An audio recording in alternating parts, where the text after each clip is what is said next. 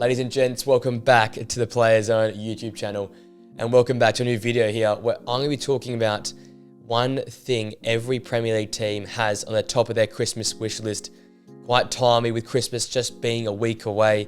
We come to the festive period here, and in football terms, we come to the halfway point of the season. So each team will need different things, whether it be signings, players coming back from injuries, to beat other teams, for results to go their way. It all sort of varies. It keeps it nice and interesting.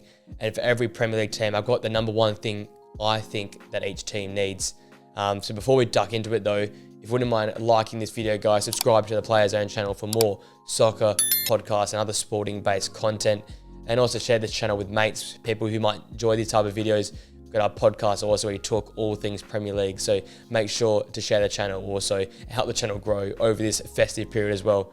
That all being said, guys, let's jump straight into the video.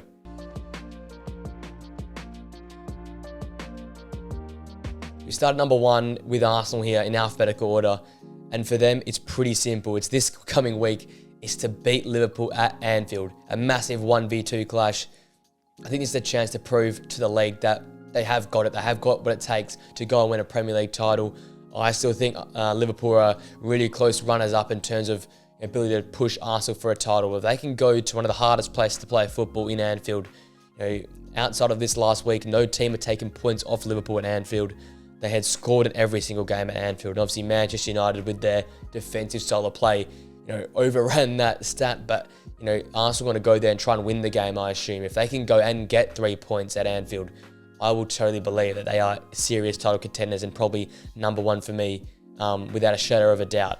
If they win this game, they go 4 points clear over Liverpool at the top of the table. They go to one of the hardest places to play and get the 3 points.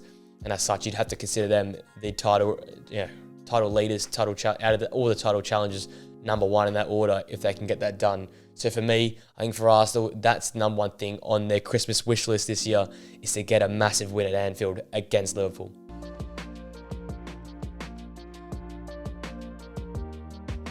Our second team is Aston Villa, the high-flying Aston Villa. And considering they're third in the Premier League and into the next stage of the Conference League, they're going to have a lot of games on their plate. So for me, it's getting reinforcements in. A right-back signing and a left-wing signing, I think, are things that coming up in this January transfer window and over this Christmas period is something that Aston Villa fans and the team will be wishing for.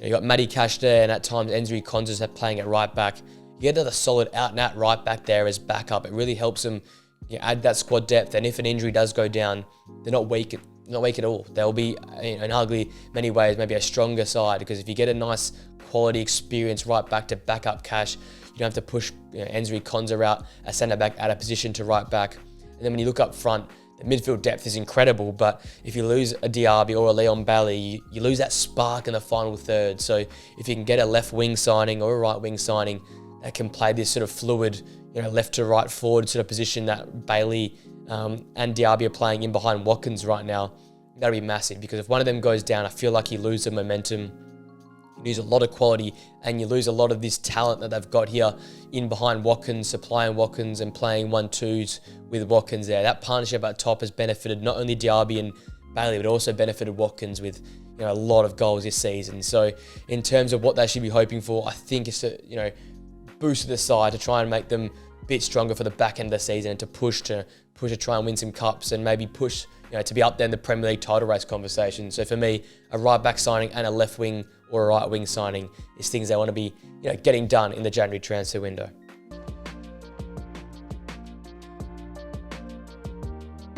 The next team is Bournemouth, and the number one thing on their wish list, I think, will be a new holding midfielder, once again going into the transfer market. I see Iriola's style of football, a bit more progressive, a bit more front-footed, but we've seen all the teams so far in the Premier League. To take this next step, you acquire a really, really solid number 6. João Palhinha, Casemiro, Rodri, Rice. I could go on and on now. Edson Alvarez at West Ham. All these teams that have made steps in trying to improve their style of football to play a bit more progressive, you need to have a really solid ball playing and someone who can get into a tackle at a number 6 there. Even look at Newcastle with Bruno Guimaraes. Players that can not only win the ball back, but can progress you going forward, that are capable of receiving the ball and playing the ball and carrying the ball at their feet. Number 6 nowadays is not just about defending, it's about the all-rounded game. And I think I love Cook, I love Billing, all these guys. But I think the next step for Bournemouth to continue to push this season and make a real fist to the back end of the season, you get a new number 6 there that has that all-rounded game plan. You'll see much more chance creation for Bournemouth. You'll see them more on the front foot and in possession for longer periods of time. So for me, number 1 on our wish list is to sign a new number 6, a new holding midfielder to progress this side even further.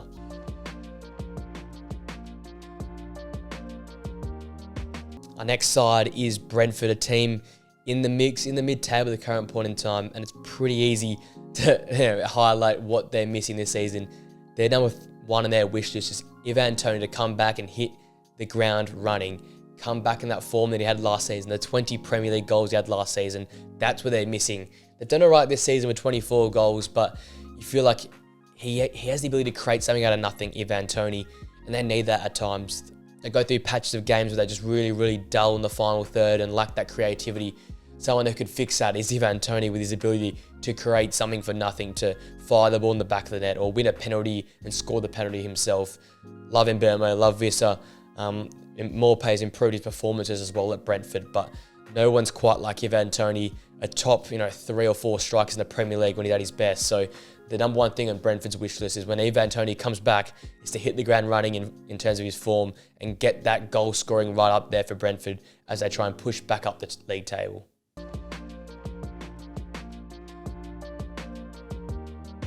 Our next team is Brighton, a team that's really underperforming right now, I feel like.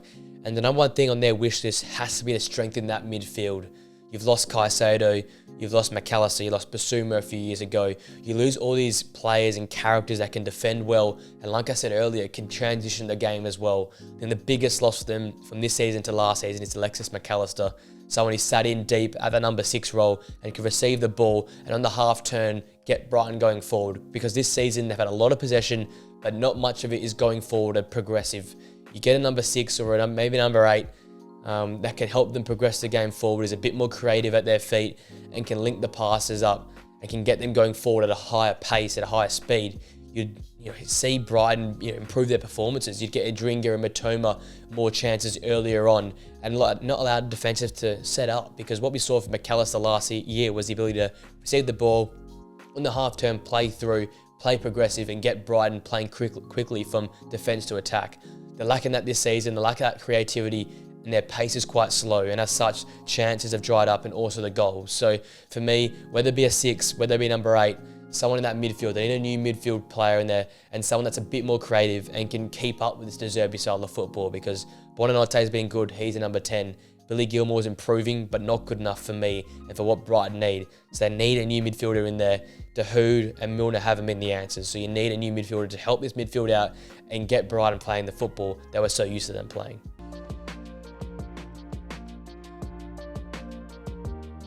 Our next team is Burnley, and the number 1 thing that should be on their wish list is improved home form. Turf Moor was normally a place that was hard to go, difficult to win at, and so far this season, they haven't had much success at home. They get the 5-0 win over Sheffield United, but outside of that, really nothing being created at home and really not much of a fortress being made there. They're really low down on the table, they're lacking quality, they're really struggling with this new identity. A way you can turn things around and maybe make the season a bit more interesting is improve your home form. Like Luton have showed, take it to the big teams, make it a hard place to go and play at. And maybe, just maybe, you might make a fist of it and maybe be fighting to stay in the Premier League. Because right now, with their poor home form and the way they play their football, they're looking like they're going down and probably the second worst team in the Premier League. Or if you change that home form to be a bit more positive, take a few points off some bigger teams and make it a hard place to go, you might find yourself escaping the drop and in the Premier League for next season.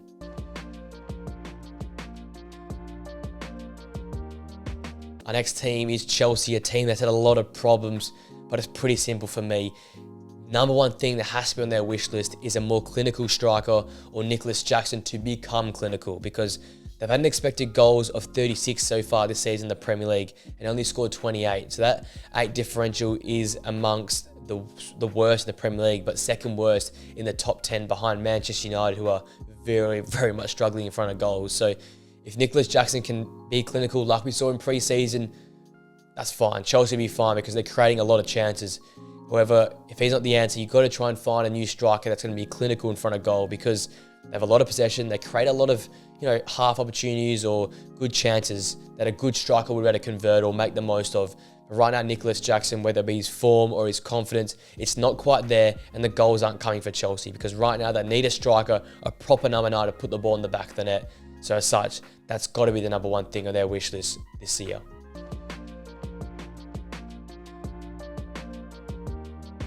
Our next team is Crystal Palace, and the number one thing that has to be on their wish list is the health of Eze, Elise, and Odsonne-Edouard. So far this season, these players have all missed different spells and periods of time. We know how good Elise and Eze are on the ball, creative geniuses. We saw how Hodgson turned around Crystal Palace last season. It was behind Elise and Eze's creativity, ability to sniff out a chance and to score a goal. This season they've been missing in periods of time, but the one that stood up in their absence is Odsonne-Edouard. He's been really, really good in front of goal, considering the lack of goals and lack of opportunities that Crystal Palace have had. He's now recently gone out injured as well. So for the benefit of Crystal Palace and to see them being at their best, like they were when Hodgson took over last year, you want these players fit. So Crystal Palace aren't, just relying on their great defence to win games of football. They've got to hope these guys stay fit. And then if they do stay fit, I think we can see a great upturn in performances from Palace and to fight their way back amongst that mid-table to upper mid-table echelon.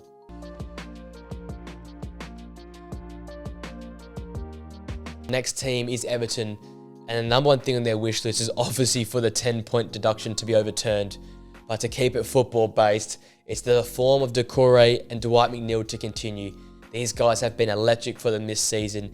I always talk about Doucouré, plays as a false 9 in behind Dominic Calvert-Lewin when they have the ball. When they don't have the ball, he's getting back and working really, really well behind the ball to almost be a second number 8 and be a defensive cover for that midfield. And then you've got Dwight McNeil, who's playing some of his best football we've seen in years. And then under Sean Dyche, again, they've been reignited. He's had some great deliveries in the box to set up the likes of Doucouré for Onana at times to come in for headers, and Dominic Calvert-Lewin as well. But also, it's been his ability to find the net, find the back of the net. Great goals against Nottingham Forest, always a threat. Him and Harrison from the flanks. If the form of these two guys who've been so pivotal continue, Everton will continue to pick up points, and we can see them getting back in the top half just with a 10-point deduction, because the way they're playing right now, they're the hottest team in the Premier League. That's on the back of the form of these two guys here. So the number one thing on their wish list is for these two players to continue their great hot streak.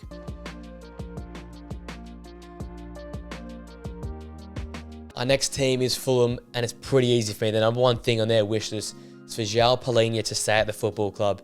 He is bigger than the club. He's playing better than, the standard they're currently playing at. And they've got to hope he stays, because he is so pivotal to their system, not only defensively, but also going forward. As I said, the number 6 role, that centre defensive midfielder role in every team so far in the Premier League, has seemed to be the most important role.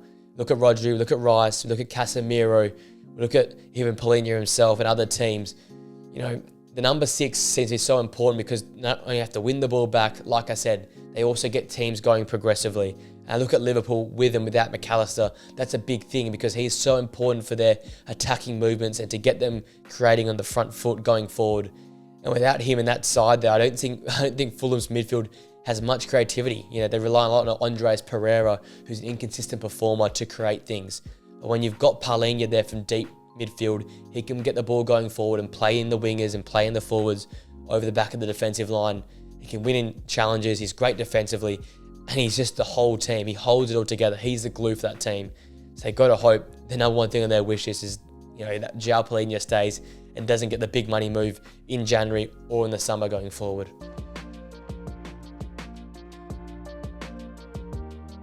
The next club we're talking about is Liverpool. And the number one thing on their wish list has got to be a new centre-back to pair up with Virgil van Dijk. They are currently sitting second in the league, 1 point behind Arsenal in the Europa League knockouts. They'll be a part of the FA Cup as well. And they've lost Joel Matip for the rest of the season. They obviously got Quansah there, who's a young player, but really shouldn't be pairing up with Van Dijk for big games. You've got Kanate, but it doesn't seem to have been the player they all thought he was going to be. So as such, I think you've got to buy a new centre-back if you want to really challenge for the title, to challenge to go after get the Europa League, maybe even FA Cup here as well, because they're playing some great football. They've got some great talent in the midfield, some great depth up front. But if you're relying on a centre-back next to Van Dijk that you don't fully trust like they do in Matip, you're a bit shaky at times and you're a bit vulnerable at the back. if you buy another great, high-quality, world-class centre-back to pair up with Van Dijk, this team is a serious title challenger.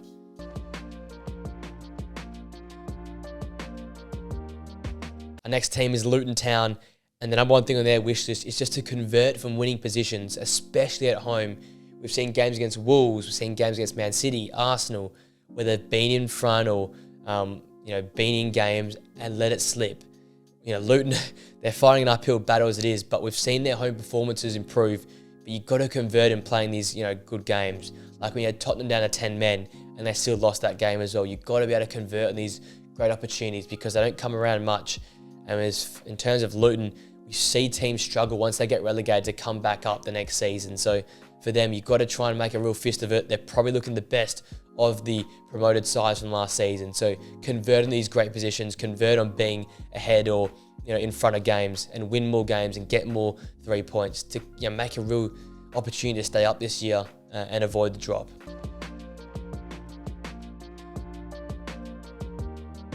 Our next side is Manchester City, and their thing on the number one point on their wish list this year is KDB and Haaland to return, because right now they're attacking options. It doesn't look at its best. It's not what we're used to with City.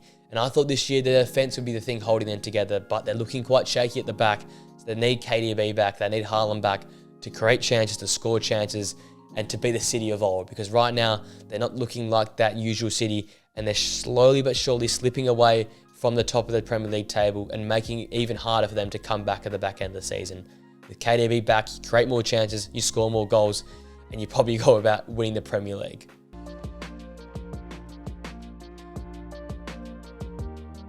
Our next team is the Red Devils, Manchester United. And the number one thing that's on the Manchester United's wish list is just to be fit and healthy. There's so many players been in and out. You've lost, big players to suspension as well. You look at that team versus Liverpool at Anfield. You're missing Bruno. You're missing Maguire. You're missing depth in Malacia. You've had players like Rashford be ill, and you lose Anthony Martial at times. You lose midfield depth in Eriksen, and it seems like no one's fit. Casemiro has been injured. No one's really been fit at once, and they're looking to get all these players back together once again because we saw how good the team was last season. We haven't seen that team together yet, or that squad together yet so far this season due to so many injuries. And I think Manchester United fans, the coach and the players, there's one thing on their mind, and that is fitness and health. And hopefully the number one thing on their wish list is to get this squad back together and to stay fit and healthy for the back end of the season.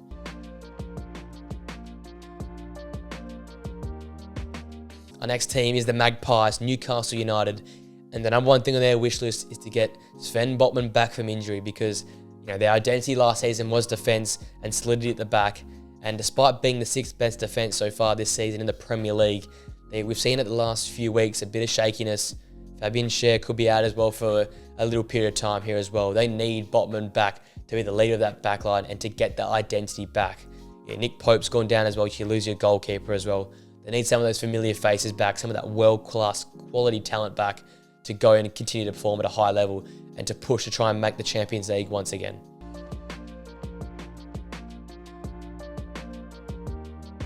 Nottingham Forest are our next side, and the thing on their wish list, number one for them, has to be a striker to replace the injured Taiwo Awoniyi because he's having groin surgery. He'll be out for an extended period of time. And we saw when he was in the side, it's obviously hard to replicate someone like Taiwo Awoniyi with his strength, pace, power, and his ability to score in front of goal. But 4 goals and 2 assists in his first 10 games, or his first 10 games he's played this season, he goes out, and then they lack that real cutting edge in the final third. Alanga's been good, but he was working so well. We saw in that last game versus West Ham, in which Taiwo Awoniyi played, that connection up front was ridiculous between Alanga and Awoniyi. And I feel like you need another more dynamic, pacey, strong, and clinical striker like Awoniyi in this side, because that could be the difference in them continuing to struggle this season or to get themselves back amongst the mid-table sides.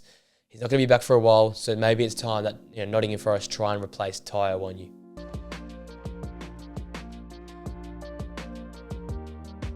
Our next team is Sheffield United, and the number one thing on their wish list is for Chris Wilder to produce a 2019-2020 type Premier League performance.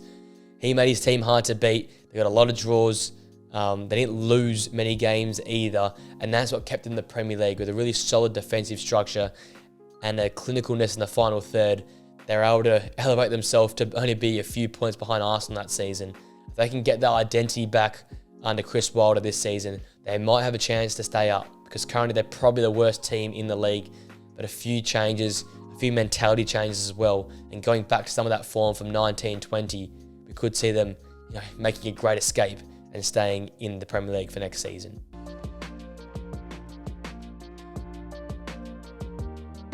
Our next team is Tottenham Hotspur, and the number one thing on their wish list for Christmas this year is the health of Mickey van der Ven and James Maddison. And when these players come back, they can hit the ground running with the same form they had prior to their injuries, because since these two have been out, their performances have dropped. They've had some good performances, but also some equally really poor performances as well.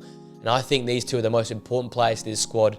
I know Heung-min Son is massive and he's the captain, but we saw the creativity that Maddison brought, a creativity you haven't seen in the last 3 or 4 years at Tottenham since Eriksen left. And then you got Van der Ven, who was a perfect partner for Romero, someone that's a bit of a Rolls Royce, that's not so aggressive and pairs so nicely, yin and the yang there with Romero. And his pace and his ability to close down spaces was so important for Tottenham, and the fact they play so much on the front foot and in the opposition's half, that the fact that him missing has been massive for them as well. So I guess Tottenham's number one wish is that when these guys come back, they can hit the floor, they can hit the floor running with the same form that had prior to injury, because Tottenham want a challenge to get in the Champions League and into the top 4 there.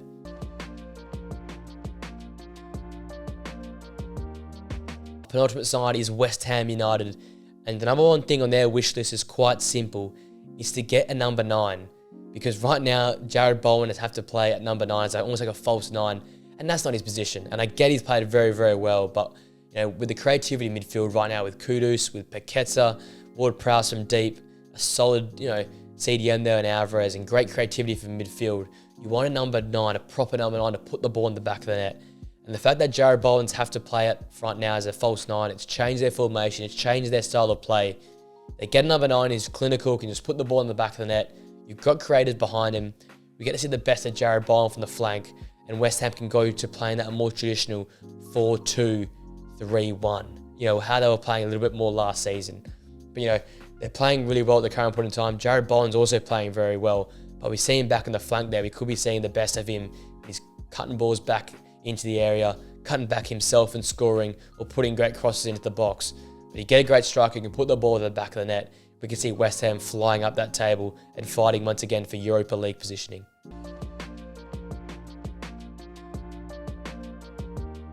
Final team is Wolverhampton Wanderers, and the number one thing on their wish list I think has to be a new midfielder, whether it be a holding midfielder or a creative midfielder. It feels at times they lack quality in that area there. And we saw against Arsenal that a few players go out injured and the quality just wasn't there. So if you get a new player in there, someone that mimics the Ruben Neves sort of archetype, that's can go back and defend well, but also can create for midfielders, and more like a number 8 there, who can spring a great ball between the lines, who can score from outside the box or score themselves. And it's not a weakness in midfield. It creates some more depth, it gets more quality in that area. And the fact that Gary O'Neill's playing some really nice football currently, it really helped having some more quality in that midfield to shore up that Wolverhampton Wanderers side.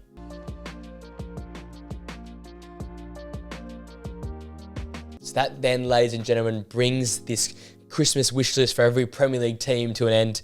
Bit of a fun concept as we are in this festive period, as we approach Christmas and approach the midpoint of the Premier League season. It's all heading up now, the title race, the relegation race, and everything in between. Let me know what you think of my suggestion. Do you think they're wrong? Do you think they're right? What would you change? Let me know in the comment section down below. If you like the video also, please smack a like on it. Subscribe to the Player Zone channel for more content like this. And also share the channel with mates who would enjoy this type of content. And with that all being said, guys, hope you enjoy the rest of your day. Enjoy the Christmas period. Enjoy Christmas yourself and the football as well. And with that all being said, guys, I'll see you guys for another video very, very soon. Until then, see you later.